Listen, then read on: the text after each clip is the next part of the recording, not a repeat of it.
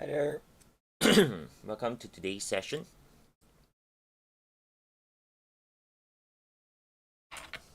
Alright, so we get started. As usual, I'll run through the markets over here. Okay, and we'll be highlighting some of the opportunities to keep an eye on. Okay. Yeah, so with that, we'll start off with the dollar index as usual. Okay. So dollar index over here, essentially what we're looking at is the opportunity to continue to look for more upside. Now, obviously, price has actually made quite a significant push as an impulsive leg to the upside, right? The momentum is there. So what we're looking at is any sort of a corrective pullback would be an opportunity to look for upside. We are currently looking at it from a simple expectation of a three-wave move WXY.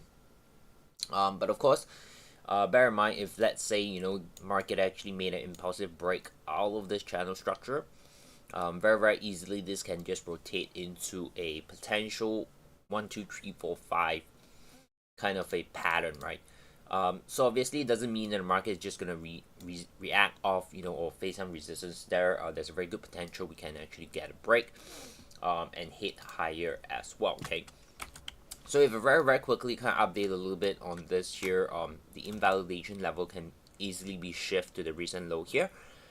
We do expect continuation to the upside, right? So with that said, if you go over to the major pairs, you do see similarities on that as well in terms of, like, let's say euro dollar. Okay, very quick update. That's what we're going to be expecting. Okay, so market is actually pushing down very impulsive. We're going to maintain bearish bias here. Okay, if we can get some sort of a pullback correctively, again, this can easily rotate into a 1 2 3 4 5 structure. Okay, so we do expect this to actually come down deeper. Potentially you can see that wave 5 can be completed. If that's going to be the case, then wave 4 level there would be a crucial one to look out for. Okay, which means there's an opportunity market will come back and retest this low. Okay, so there are definitely clear, I would say, clear structure and clear opportunities that we can keep a lookout. The only thing, of course, is you just want to wait for the pullback, right? You don't want to be selling at the bottom. Okay, you want to wait for price to pull back before you get involved in the sell side of things. Okay, pretty similar here is the GBP USD. Okay, so you can see that the market came down, reacted off very nicely to 50%. So right now we can easily also shift that invalidation level a little bit lower, maintain a bearish bias, obviously, and we're gonna look for more downside from here. Okay, so if you look at this here, you can see the market extended quite a bit. Very nice little move up. Obviously this is a sign of an early push to the downside. Okay, and of course key structure level will be here. Okay, so there are a lot of room that we can look out for. Same thing, you just want to be patient and wait for the pullback, before selling into the pound dollar. Okay, so GBP USD, Euro USD, kind of similar in the direction, right? The dollar is kind of like currently the main driver of this.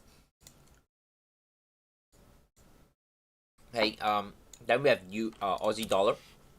Okay, Aussie dollar currently it's kind of like testing the bottom of the channel, bottom of the 618 as well. Obviously, with the momentum that we're seeing right now in the dollar index, okay, this here might need some update, right? Really depends on how price is going to react off the bottom of the channel. If price actually break below the channel structure over here, okay, and start to reach towards the invalidation level, we need to reassess the whole structure. Potentially price can actually make a move lower. Okay, maybe back towards this zone where we haven't really got that test yet. So this one here, I would say with today's move, probably you want to be a little bit patient right now. To be honest, I wouldn't be too aggressive in selling this. If you're really interested in selling the major pairs, I think euro dollar or even the pound dollar does present in kind of like clearer and cleaner structure for us to look to sell, right? For Aussie dollar over here, if this is going to be invalidated, then I would say you probably just want to wait out a little bit while, and then come back another time, right? Because we have better ones that we can focus on. Then we definitely want to put our focus on the euro and the pound if we want to look to sell. All right. So that's on the Aussie side of things, and moving on to the dollar Canadian. Very nice little move to the upside. You can see V-shaped formation, so definitely bullish, right? Definitely bullish. So this one here, simple expectation is the three-wave development. Okay, in terms of a bigger structure over here. But of course, if you zoom out, right, you can see that, again, same thing, the market has come down quite a bit. Okay, if price actually made an impulsive break out of this channel structure, then we can likely see a deeper pullback, maybe from this high to this low, somewhere around that 50 and 618. Potentially, that's where price can head towards as well. Okay. But nonetheless, I think the direction here, because of the dollar index, some of these majors are all very, very clear in terms of the focus that you want to be looking out for. Okay. So yeah, same thing here. You probably do not want to be buying immediately.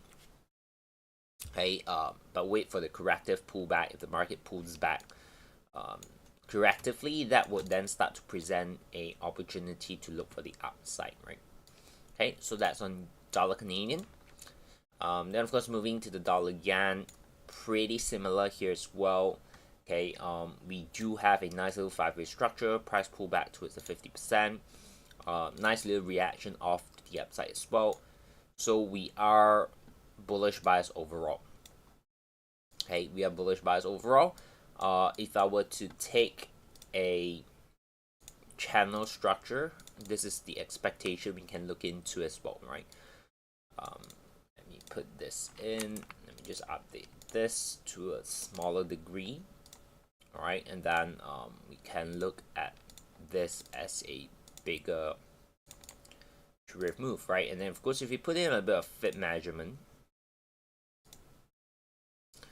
right, the expectation here is towards like 151.3.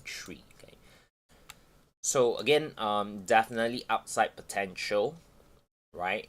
Same thing here, you just wait for the corrective pullback, and then that will give you an opportunity to look for the upside. Okay, so yeah, in short, major pairs, the main driver here is the dollar index. So we can see that as of now, the momentum of the dollar is pretty straightforward. It's bullish bias, and therefore you want to be focusing on that. Okay.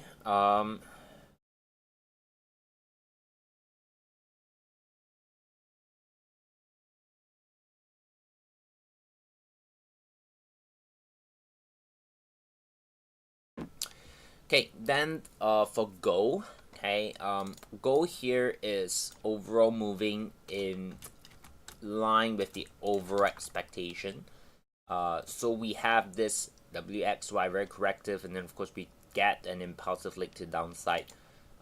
Right now we are expecting price to come back and retest this area in gray. Okay, if I were to put in a very shallow channel, it looks something like this. Okay, which can develop into a structure that looks something sort of this. And of course, if you want, okay, you can expect the pullback, okay, to come back towards like 3370. That will be an area that you can look to sell. Okay, that will be an area you can look to sell for gold. Okay, and then of course your target over here, if we're gonna use some FIB guideline, it will put us around 3230, right? Okay, so you have like key levels they can look out for as well. So gold moving forward within the week, if you can get a corrective pullback, I'll be interested to look for that sell trade opportunity. Around that 3370, and then of course price needs to remain below 3440. Okay, and the target here we can look at is around 3230. Okay, now aside from gold, silver also does present some sort of an opportunity in the short term. okay, where we are looking at the possibility of this as a expanding, right, ABC kind of structure, right, where we get something like this.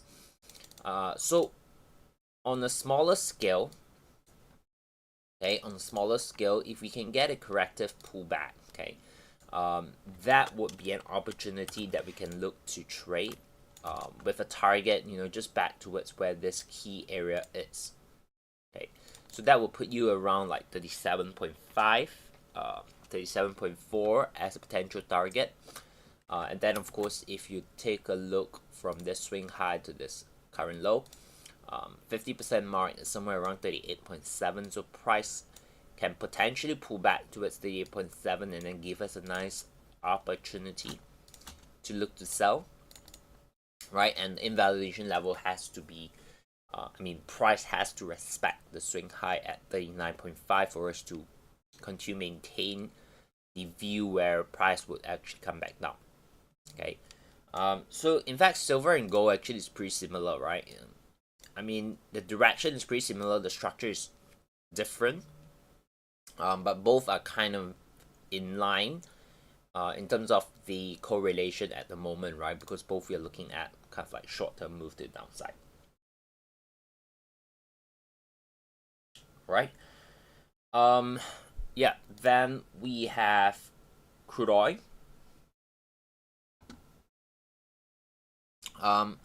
Crude oil, my personal take for now is to maintain a neutral point of view, right? If you take a look at it, price is currently just trading within this range. There isn't much of a clear directional bias. If I were to kind of shrink it, looking at the final smaller part of it, okay, this can be the expectation of it, right?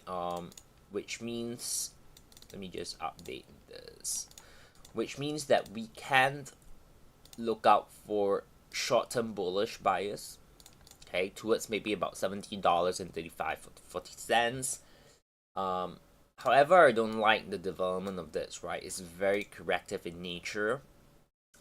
If this move was impulsive, and then we start to get a correction here, that would be a cleaner opportunity that we can look to buy in the near term, right?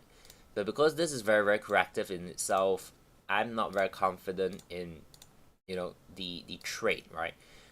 In terms of the directional focus, yeah, we might get the upside here, okay? But in terms of like setup, we may not get something yet, right? So that's the take for crude oil. Okay, if I were to update this, potentially just, okay, something like that, right? Neutral to short-term bullish. Price make a move towards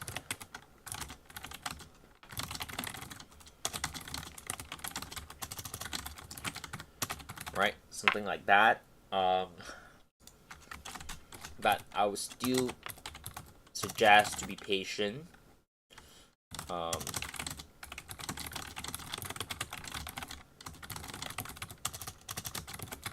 Right, something like that. Yeah, so that's the view, right? So that's the overview of crude oil. Okay. Then in terms of the index S&P 500, right? We do continue to see very nice little momentum push. So obviously it's gonna maintain a bullish bias, right? It's kind of like all-time high right now. I don't see any threat in terms of bullishness in the equities market, right? I would say that overall we're gonna maintain bullish bias in the US equities. We may experience some sort of a pullback or a retracement, but I don't think we're gonna see like major market crash. Okay. So yeah, bullish bias, wait for price to pull back. If you can get a corrective pullback, potentially towards where the fit zone is, then obviously that presents a nice little area that we can look to buy to the upside, right? Very straightforward for S&P. I think the direction is there. Just wait for the pullback. Uh, Pound yen, right? Pound yen here is coming down very correctively, which is great because that suggests a very nice pattern combination of an impulse correction. So we expect another pushback up. I would say the key level here you probably want to focus is somewhere between the 50 and 618. Okay. If I were to clean this up a little bit, that would likely be the area around 197.15. And of course, you can see this nice little channel structure here as well, right? Okay.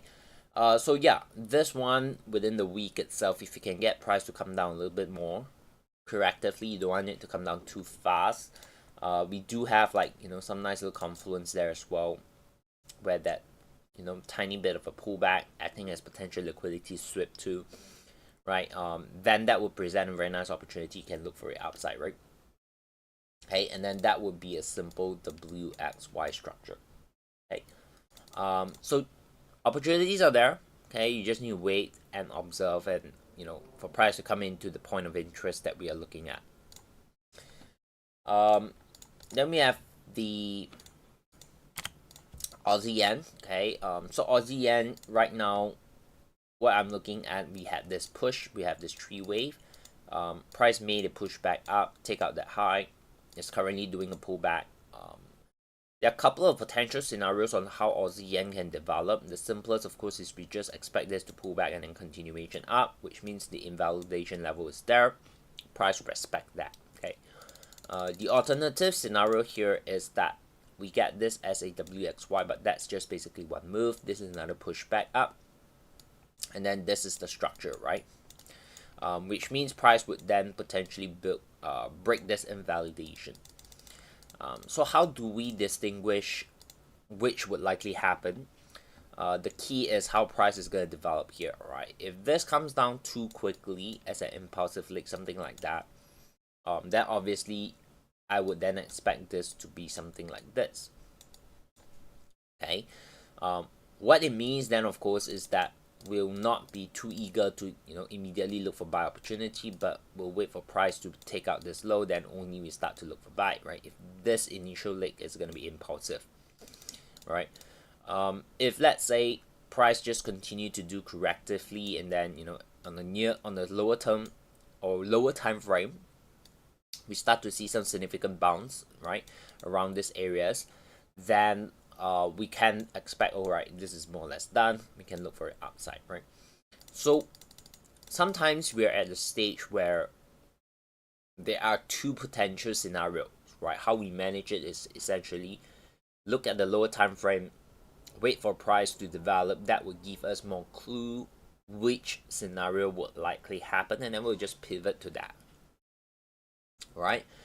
So classic example would be on the odd yen, right? So that's something that we can look out for.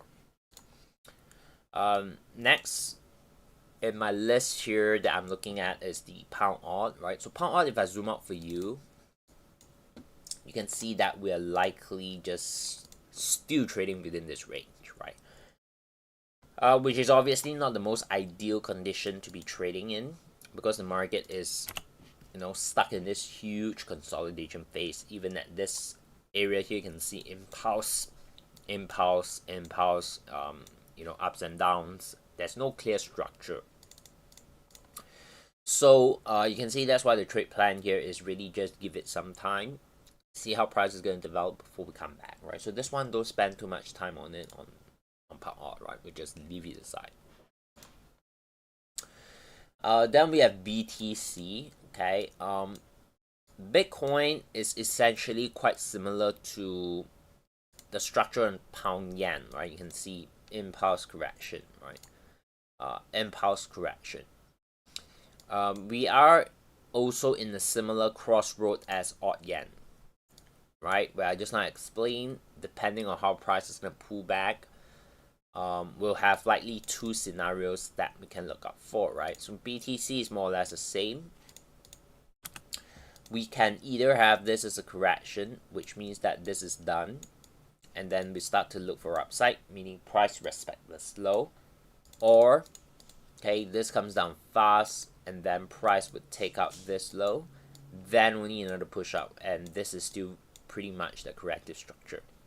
Okay, again, we won't know what is the likely scenario for now. Okay, but on the lower time frame, we'll just observe how price is going to develop. Okay, so that's on Bitcoin, right? So again, if you're into cryptos, I think opportunities are definitely there that you can look into.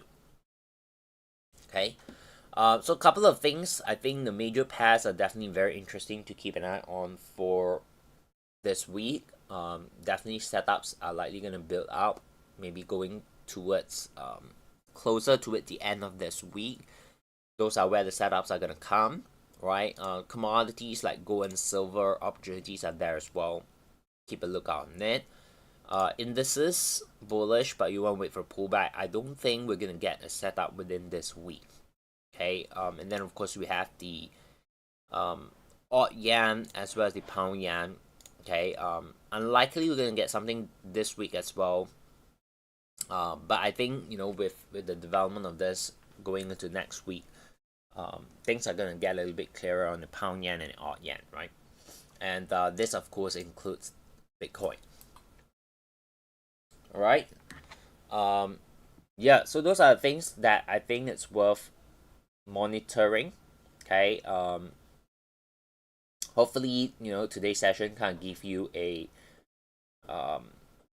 some insights to work on, right? And of course, to help you prepare better for the week. Okay. So yeah, I don't see any questions here. Hopefully everything is clear.